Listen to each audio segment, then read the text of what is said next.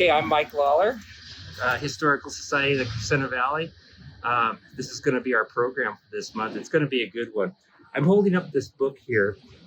This is La Cañada resident Tom Gilfoy penned this book, Growing Up in Sunland, and it's just a joy to read. A wonderful compilation of his boyhood memories, often told in humorous stories and sometimes poignant and sad stories as well. To me, it has a Mark Twain feel to it, often self-deprecating and often with observations about human nature. Tom was born in La Cañada, but moved with his family to Sunland in 1937. And as a boy, Tom roamed the semi-rural town, created the memories he's written here in this book. And when he came of age, he embarked on a brief career as a lumberjack in Northern California, of which Tom also writes in this book, which is a lot of fun. I never knew about lumberjacking. Yeah. So when it came time to get a real job, Tom made the natural transition from lumberjack to lawyer and raised a family in Lakeview Terrace. And today, Tom is retired and has come full circle back to La Cañada, where he lives with his wife. And I'll be talking to Tom today and hearing some stories from his book. So, Tom, a lot of your adventures in Sunland, they have to do with the war years. And particularly fascinating, something that sticks in my mind is the fantastic place that Sunland Park was in those days. Can you talk a little bit about the park and all its features? It had carnival rides and Lancaster Lake was there. Tell us a little bit about Sunland Park in the war years. I'd be glad to. I have to go clear back and think of my memories from when I was 5 and 6 years old. We only lived 2 blocks from the park, and you had to walk on a paved street to get there. We always went barefoot. Yeah. Just no other way to get around in Sunland from the standpoint of the kids' perspective anyway, than to go barefoot all the time. We used to go barefoot to grammar school, right up through the 6th grade. I remember it was always the hero, so to speak, was the kid who first was allowed to come to school without his shoes on. Then everybody else would follow suit. My parents were in the position of, well, you're not going to be the first one, but as soon as somebody else goes barefoot, you're going to be allowed to go barefoot too. Well, that presented a problem in getting to Sunland Park on those paved streets. Those streets were hot, almost melting hot sometimes, but we learned where all the shady spots were and could run through the sun and eventually get to our oasis, which was Sunland Park. In those days, Sunland Park was covered with an oak grove, much like we're in now, where the cool shade and the nearby stream and so forth really presented an escape. And I would say particularly during the war years you're asking about, because in those days, people couldn't go anywhere. We were on gas rationing and you're only allowed a few gallons a month if you had an A card, which everybody had. And from that restriction, most people spent their pleasure or their entertainment time in Sunland Park. Most people in Sunland did. The ball games there was a big attraction every Sunday afternoon. The Sunland Tahunga merchants used to hold forth and attract big crowds, really large crowds, large enough that the managers and the umpires sometimes had to stop the game to move people off the outfield, where they kept moving in closer and closer. The individual picnic spots in Sunland Park at that time had concrete, well-made benches, tables for picnicking. They also had a sink with running water that you could wash your dishes at or otherwise use, plus gas. Had gas stoves at each site. Of course, those were premium places to get to, and if you wanted to go to one of those places to have your picnic with your family, you had to get there pretty early on Sundays. The rest of the week, they were relatively available, except during the times when some of the big companies had their company picnics at Sunland Park. Sunland Park in those days was used by, I remember, Adel, which was a kind of like a subsidiary of Lockheed.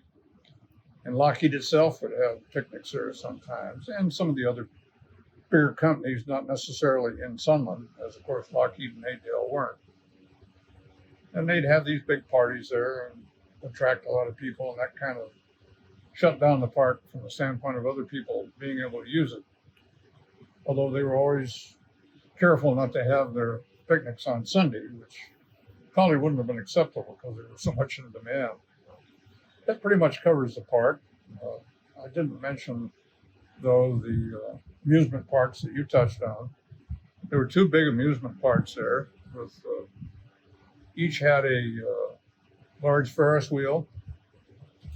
They had little train rides, little kiddie card rides, things of that kind.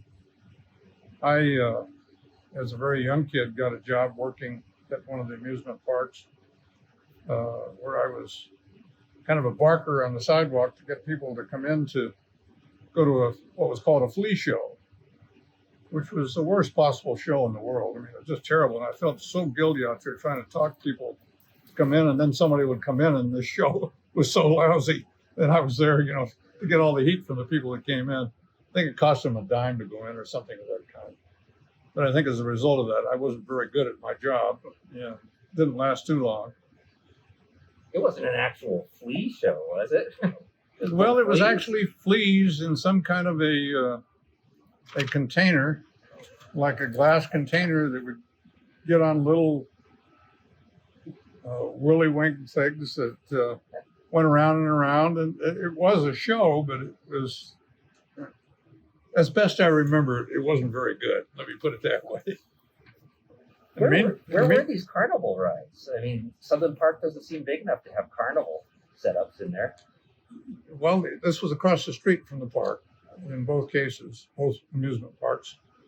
One was across the street on Fenwick, right across from where the ballpark was. The other one was around on Floralita, the east edge of the park. The one at the east edge of the park was significantly smaller than the other one, but it still held its own. It's the one where they had the flea shop, the flea show. My brother ran one of those things where you take a baseball and try to knock over the milk bottles.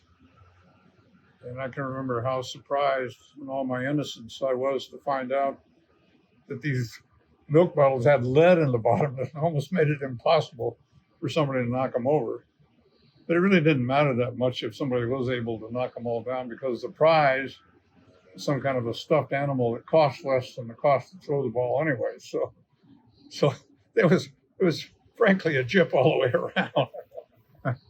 But then later as I got older, I got the job driving the train around the amusement park off of Fenwick. And there I'd get in this old Model A that was covered with a train peering engine and drive it around. It circled the whole park. I can remember going around the park, looking down at the Sunland Swim Park, which in the meantime had been constructed.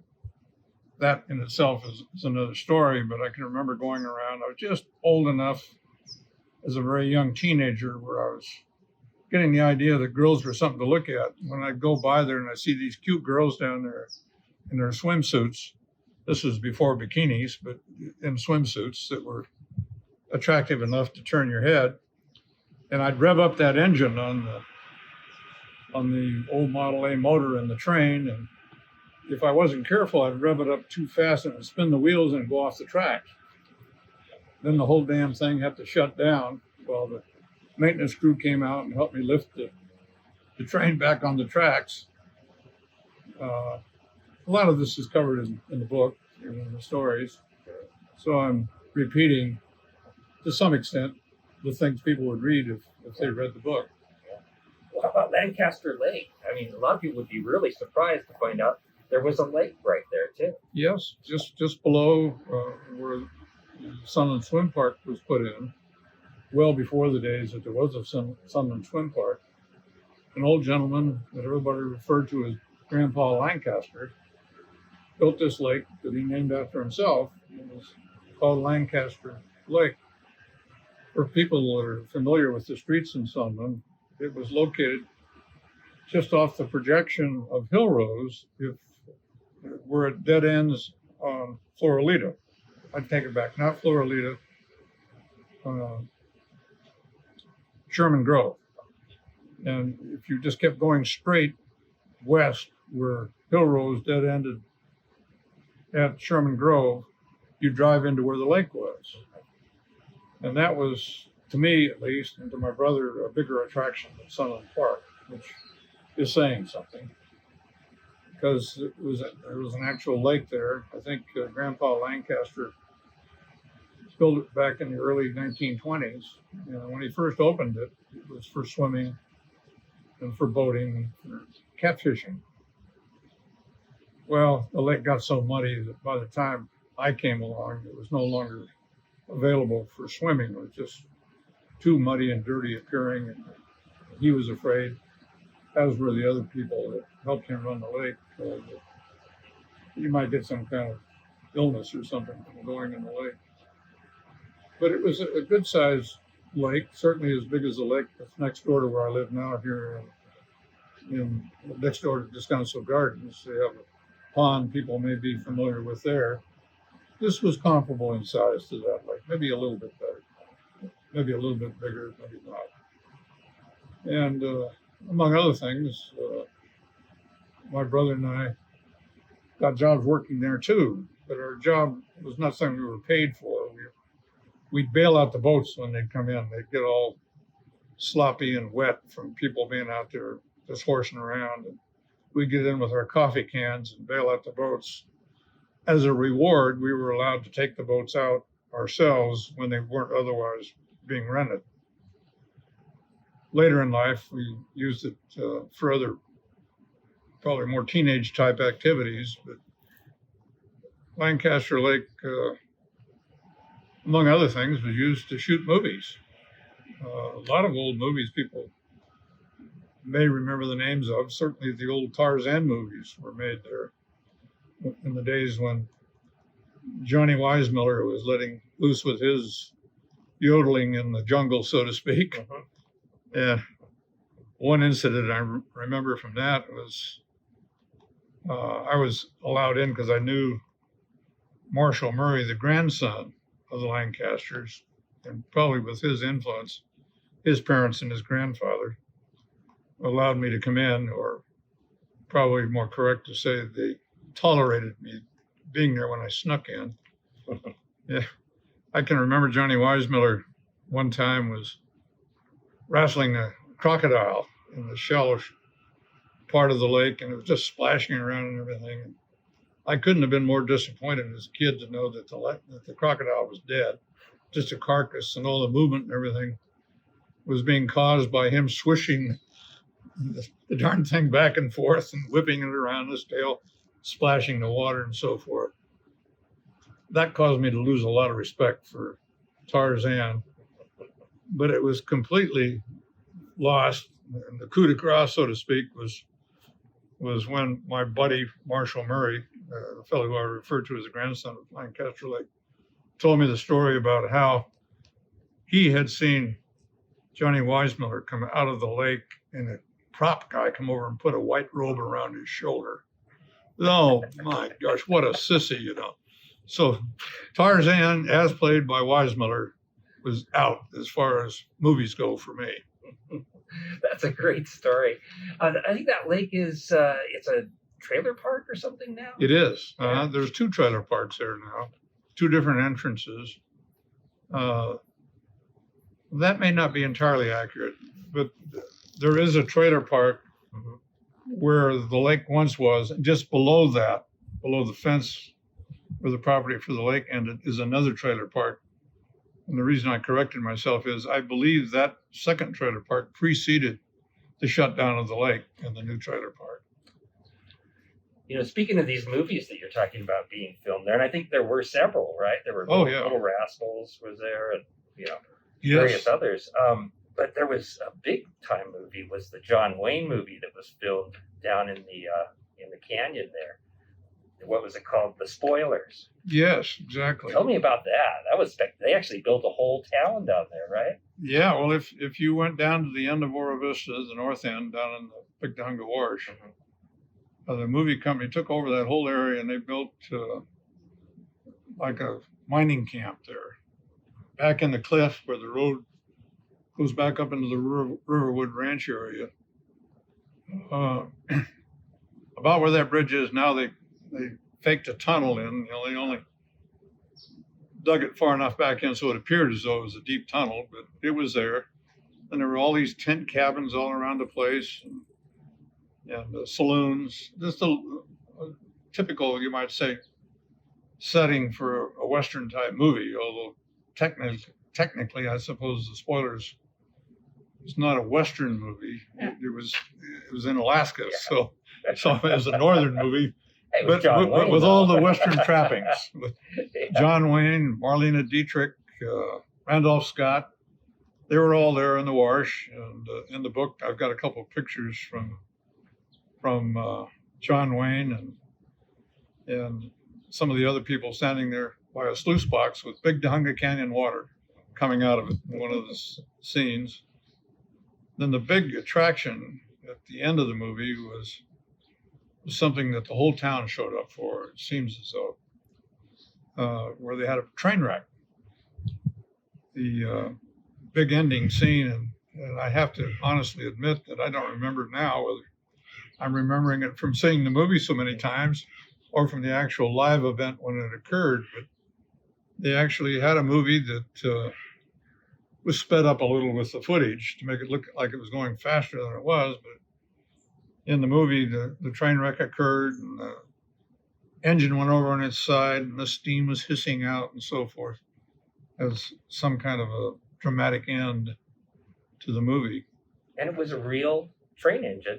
Oh yeah, they hauled a train down there, and they laid track, maybe a quarter of a mile worth of track through there for the big ending scene. Wow. Of all the movies that were filmed in Sunland, Tujunga, I suppose that was probably the biggest. At least in my memory, it was the biggest. Yeah, that is huge. Wonder what happened to that old train engine. Yeah, it's probably who got knows? scrapped somewhere. Yeah. On the same vein with the movies, you write quite a bit about the Sunland Theater and the Edwards family. Yes, that was fun. It was fun because I did a little research in connection with that, and actually was able to locate a guy. It wasn't hard to locate, but was able to make contact with him, and he agreed to an interview for my writing of that story. He was the regional manager, present-day regional manager for Regal Entertainment, which owns, at that time at least, the biggest movie chain in the United States.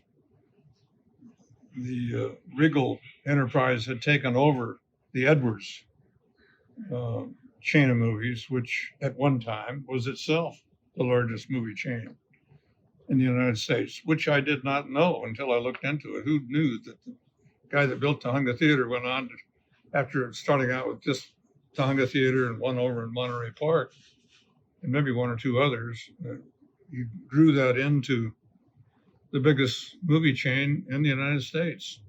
It wasn't long after he died, though, that they went belly up. They just tried to expand too much, I think. And that's when Regal came in and took it over. But the Tujunga Theater was a beautiful building. I don't think anybody would argue with my representation of it as the most beautiful building in Sunland, Tujunga. And of course, it's still there now. The building is. It's an Armenian banquet hall at the present time, completely remodeled, and they've done a beautiful job. I had the opportunity for one of the people associated with the hall taking me in, showing me around a little bit. So that's still there for everybody to see. That's pretty neat. The Edwards family, I think they also owned the Montrose Theater for a short time. Yeah. Which reminds me of an interesting little story. They had an interesting arrangement, the Tujunga Theater at Montrose, where they'd rent the same films and use them simultaneously. And they had a guy on a motorcycle motorcycle. When it finished in one theater, he'd rush it over to the other theater. They just had to be sure they had them in the right sequence, of course, to make it work. Well, there was a gal who used to be the ticket taker back in the 40s who told me about one time they got them mixed up. They got them out of sequence. She said, and she says this, with a straight face, that she didn't think the audience knew any different. So I don't know what that says about the people in Sunland, Dahlonega, including me, because I was probably there and taken in by it too. Yeah. But they showed them out of sequence and nobody complained. By out of sequence, I mean the same movie where you have to have two reels, to complete the movie, and you switch from one reel to the other. I don't know what happened, but that's the story she tells. That's a great story. And, not all your memories that are written about in this book are happy memories. We're going through some racial reckoning here in our country right now. And you wrote really honestly about the bad reception the first Black student at Verdugo Hills High had. Can you tell us about that? You remember that very well. Oh, yes, I remember that quite well. I can't pin down the year for certain, but I think it was in 1948 when the first Black student came to Verdugo Hills High School. And in those days, Verdugo, obviously, if this was the first Black student, it was otherwise all white. But that was true also of the schools that we played in sports. The only other schools in the league, which probably has twice as many high schools now, the only other schools in the league were all in the Valley. That include Van Nuys, North Hollywood, San Fernando, and Canoga Park. And those schools were all white too. So the only players on the teams we played were all white as well. And I can remember quite well the culture of the school. Obviously, there's exceptions to everything, but the overall attitude of the school was, we can't play any Black kids. One time we did have our first game. I was on the B football team at the time against a school that had some Black players. And our coach lecturing us about how these kids were going to be a lot faster runners than we were, but we could get even and bring them down to our level by kicking them in the shins. And that's the way people talked in those days. It may be hard to believe now, but it wasn't that long ago that Al Campanis, was talking about the black people not being as good as swimmers because they're not as buoyant. I mean, so that was 20 or 30 years ago. Sure. This was 70 years ago. So, it's not too hard when you think in terms of the relativeness of how society has progressed. That people were actually well-informed, otherwise intelligent people that were actually teaching school were talking that way. So anyway, this is kind of to give you some feel for the culture of the school when this first Black girl got off the bus from Roscoe. Other kids on the bus told us that this gal was from a chicken farm, I believe it was. And she looked the part. She was not very well dressed. She was terribly overweight and was certainly not somebody like Jackie Robinson, who was so carefully picked to be the first Black to go into Major League Baseball. She just happened to live there and came to school. The kids all started making fun of her. I can remember the crowd of kids walking across the campus over towards the cafeteria and pinning her up against the wall and just, we don't want any in this high school, go home, and that kind of stuff. And the rest of the kids, and I'm sorry to say I was a part of it, were standing there laughing. It's such a painful memory, really. It is. Particularly for her, of course, but for other people who could have done something. And I did have one classmate, a young gal by the name of Rachel Johns, who came from the crowd and took that girl by her arm and said, "What's wrong with all you people? Don't you have better sense than this?" And took her to the principal's office. That was the end of the incident. I don't know whatever happened to her. I just know that I finished the next year and a half or 2 years at Verdugo and never saw another Black student. Yeah. But it's a beautiful story. Actually, It is that for girl her and standing her up for family, that who girl. have gotten in touch with me since I told that story. In one of the articles that was printed in the paper, said, Mom never told us about that. And I said, well, the same daughter who contacted me said, but that sounds like something Mom would have done. Wow. And of course, that's a wonderful thing for her to now have the memory of her mother having done. And you have some great stories in there about the Japanese American kids coming back from the internment camp. Yes, one of my best friends in high school was in that group, a young man by the name of Yukio Mashiko. Yukio was our student body president. And the background to him becoming student body president, just, within 3 or 4 years after the war, is something that speaks to the other side of how good the culture was at Verdugo. I mean, they certainly weren't having their finest hour when this first black kid came, but, during the war, people hated the Japanese. I mean, we were taught to hate them, and there was nobody that ever referred to a Japanese as just a Japanese. They were all Japs. They're subjected to a lot of other more derogatory things than that. And most of us, this was the way we grew up thinking of the Japanese. It was during our formative years. And for these kids to come back just a few years after the war, and for one of them to actually be elected student body president, I think really speaks very highly of Verdugo. A little aside to that story is that Yukio and his family, along with some of the other all the other Japanese kids that came back to Verdugo at that time, were in the camps. Yukio was in Manzanar, I think, up next to Lone Pine. He came back, and his family moved into a chicken house. That was their first home. Well, I had the story that I originally wrote referred to that, but Yukio Mashiko's widow read that. She said, please don't put that in there. He wouldn't have liked that. So I lifted that from the story for that reason.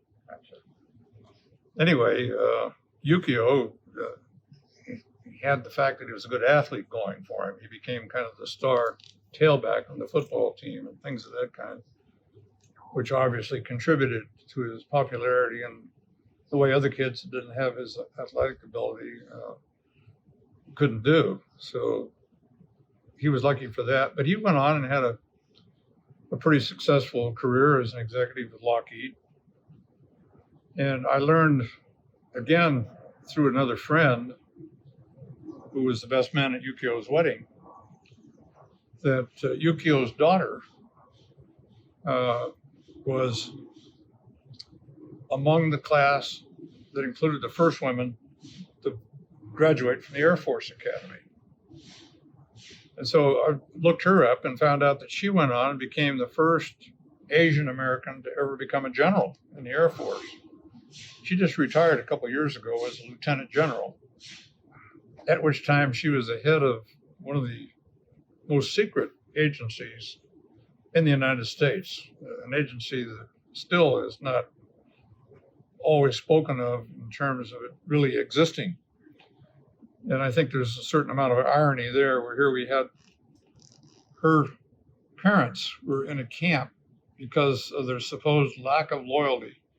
And yet here within a generation, their daughter became the head of an agency that was the most top secret agency in all of the United States. Yeah, that is an amazing story. Yeah.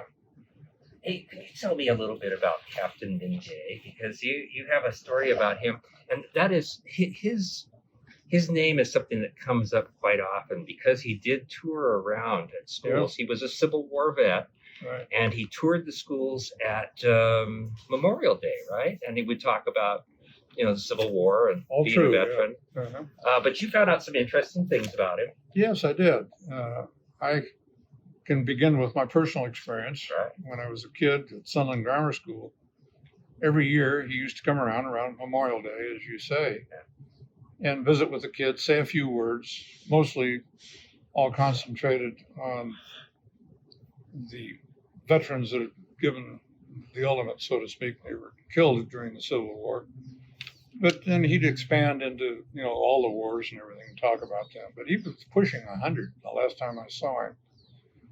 And he was a frail old guy. And then after his little talk was over, the kids that wanted to could go up and shake his hand. I can still remember shaking his frail hand, and remembering that was something that I did as a kid. Then more recently, Crescenta Valley Historical Society and Little Landers Historical Society got together and put on a memorial service at Memorial Day in is it Crescenta Valley Park, Verdugo Park? Crescenta Valley Park. Yeah, Crescenta Valley Park. And I was asked if I would participate in that ceremony. One of the things that was going to be a part of it was that I think there were maybe 5, maybe 10 people that were asked to read something about the Civil War veterans that lived in the Sunland, Crescenta Valley area. And just by coincidence, I was given Captain Mingay as the guy who I would talk about. Well, that precipitated me to do a lot of research, and I found out a lot of the things that were said extolling his virtues just plain weren't true. The little aside here reminded me a little of my own family, where everybody in the family thought we were related to Mark Twain. Yeah, my mother told me that my whole life, and my uncle had sent a letter saying, "Yeah, we think Mark Twain was the brother of a sister of one of the in-laws," or it was a blood relationship. So I was going off wrong if I talk in terms of in-laws. But anyway, I was supposed to have some of this wonderful literacy in my own veins, so to speak. So I did the wrong thing. After I retired, I got into genealogy a little bit, and I found, lo and behold, there wasn't a word of truth to any of it. Yeah. Well, that kind of was what I used in the way I wrote the story as a segue into the Mingay story, where people think these things about things until you actually look at the facts. I know you, Mike, for example, did that with Sister Elsie and destroyed all of our memories. Iron Eyes Cody and all these guys. Iron Eyes Cody. Yeah. Same thing. Yeah. But anyway, Mingay, let me fix this. Mingay was said in a lot of the newspaper articles that were written about him that he was a member of the original Irish Brigade out of New York. And he was, right from the beginning, he'd been in that brigade and participated in all the major battles that it historically had done so well in. Well, it turns out, when I looked it up, that Mingay didn't even go into the Army until 6 months before the war ended. So he obviously could not have done that. Then I got to thinking about his title as captain. How could he have been a captain? What I looked up said he was a private. It did indicate that during a brief month or two, he was upgraded to a sergeant for some special reason, but he was washed out of the Army as a private. Then you go over to the cemetery where he's buried, and you find out the records there refer to him as Captain Mingay, and on his gravestone it says Sergeant Mingay. So there's a lot of inconsistent information about him. But I had written this story once quite some time ago, and I left the story there. This is what I found, and let the readers conclude whatever they wanted. But they could not have been left with any other impression except that he had been a phony as far as his claim to be a captain goes. And the Burbank Historical Society contacted me about it, and I told them what I'd found out. And they said, "Well, we're going to take down this exhibit we've got for him."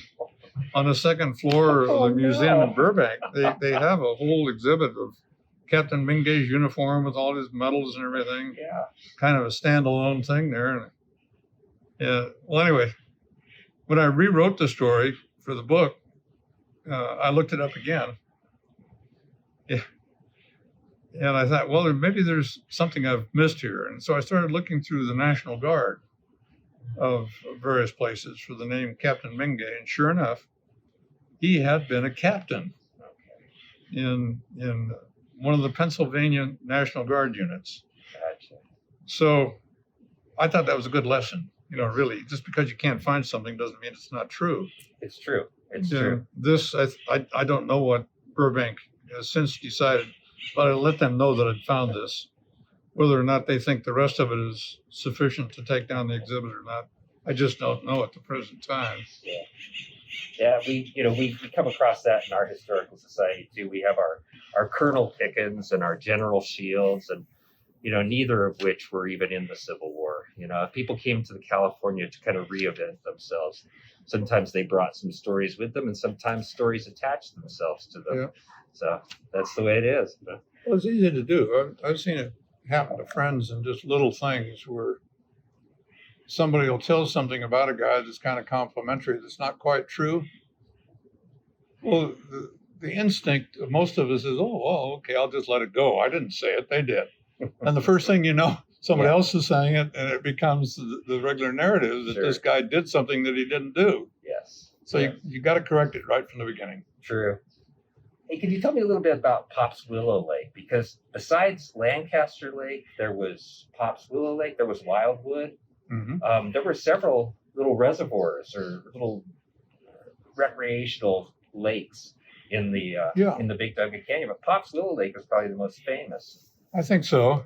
Yeah, Pops Willow Lake was located in the Wash in what is now Lakeview Terrace. Mm-hmm. Some of the early literature refers to the original Pops Willow Lake as being in not Shadow Hills, but in Roscoe. Mm. I don't know if there is any official lines between these places or not, but I would say that the location was more Lakeview Terrace or even Shadow Hills in Roscoe. But it was, if I can paint a picture of Wentworth, where it parallels the Wash below the Foothill Bridge, it was off to the right. You could see where it once was from Wentworth. So it was much further to the south than the second location. The first location was washed out in the 38 flood, and it took out Wentworth too. Wentworth just wasn't a street during all the time that I lived in Sunland. That is below Foothill, it wasn't a street.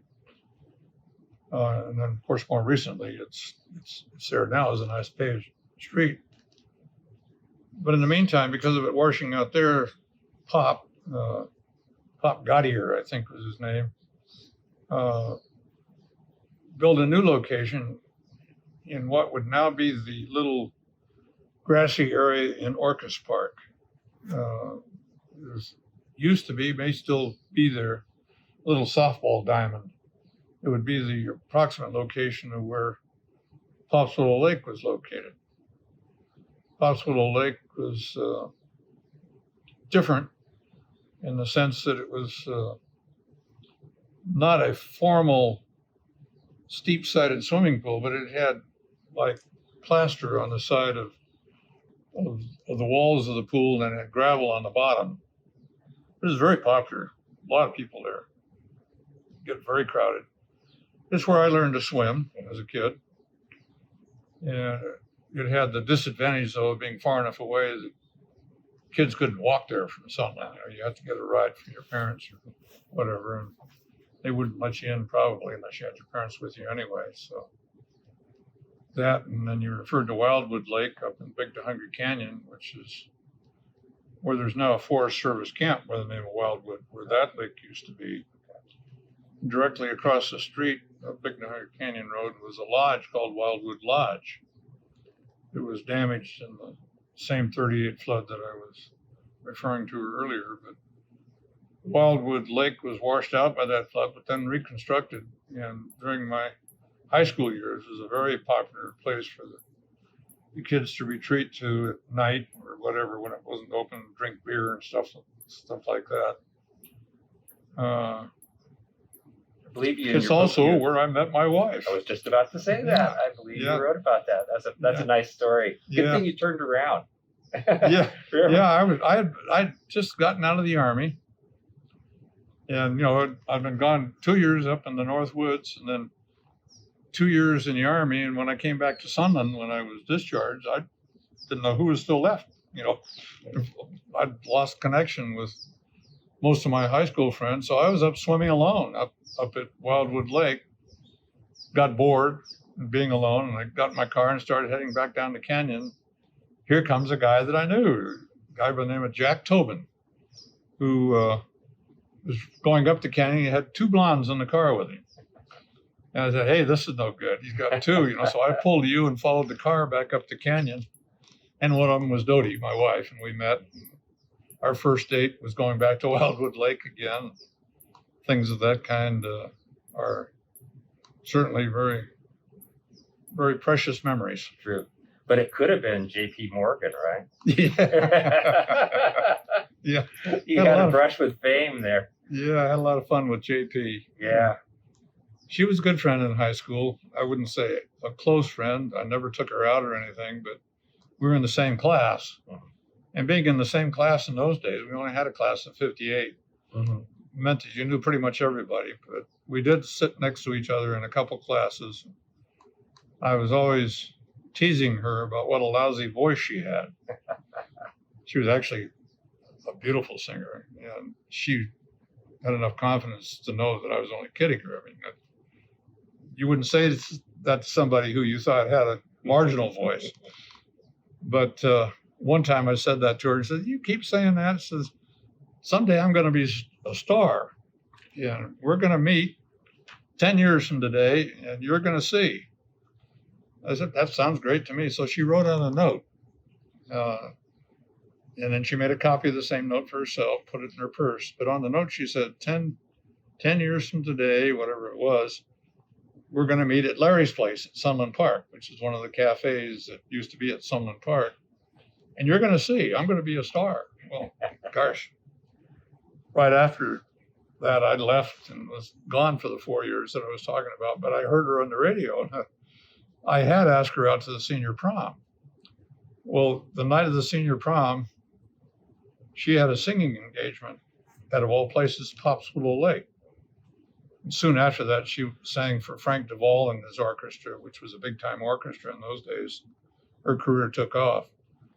But in any event, she didn't go with me. So when I hear these things that are up in Susanville, I was going to junior college, and say, hey, this is the gal that I asked to the senior prom that turned me down. And I don't know if you saw the comment in my book under the picture where Dodie says, Tom, that happened 70 years, you got to get over it. You mourned long enough.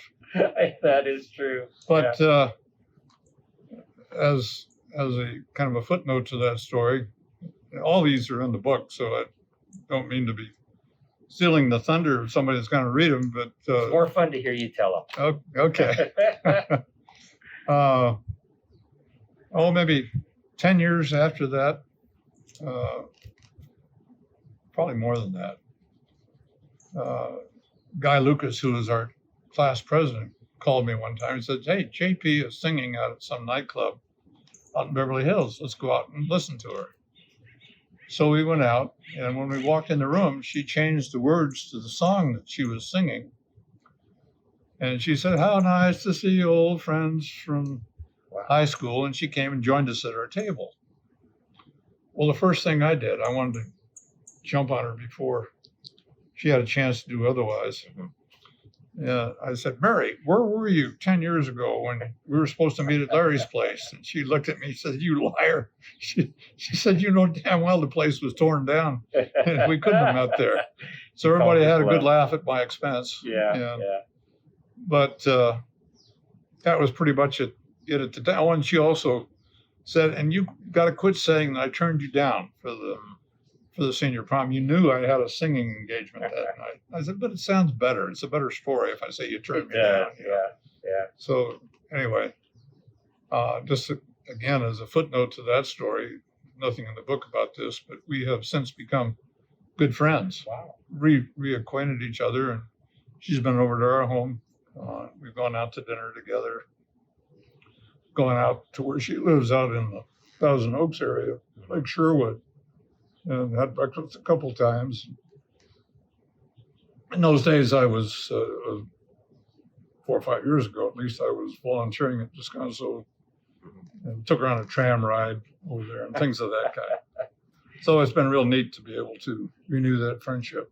So you're still driving a train, in other words, huh? Yeah, kind of, yeah. Yeah.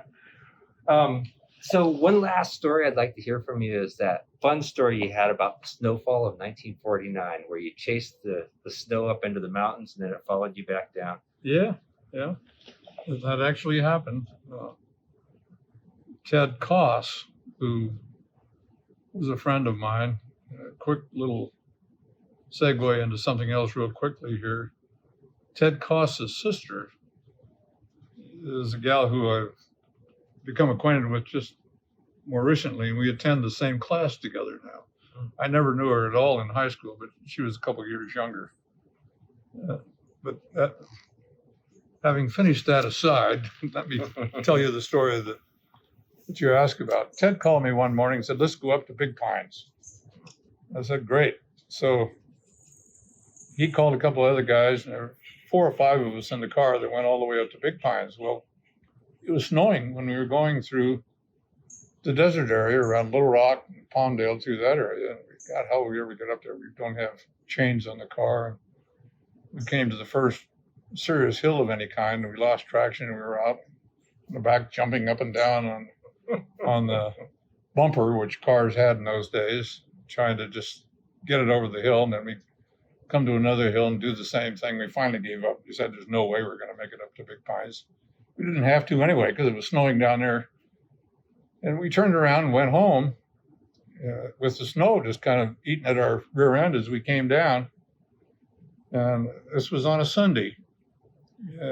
I recall one of the gang that was with us said, let's go down to Glendale and go to a movie that night. I said, okay. So we all got together again. Our trip having been cut a little short going to Big Pines because of the snow. And we went to the Alex Theater. I want to say the movie that I saw at that time, but I'm afraid I'll be wrong, so I won't say it. But when we came out that evening, Brand Boulevard was covered with snow. Wow. My gosh, what's going on? That snow followed us all the way down. Yeah. And then to get home in Sunland, we were out on the back of the bumper, jumping up and down just to get home. Wow. That was an epic historic event when we had that 49 snow. There was maybe 14 inches of snow. And it lasted for, what, 3 or 4 days? 3 or 4 days, yeah. Wow. They closed the school, I think, on Monday and reopened again on Tuesday after more snow. And a lot of the kids use that as an excuse not to go to school. But gosh, I couldn't miss that. Yeah. Me and most of my friends, we went to have, we had snow fights almost all the time. And it was quite an event. Never seen anything like it since. No. I want to thank you so much for telling your stories here today. So Tom's book, it's a wonderful read, really enjoyable.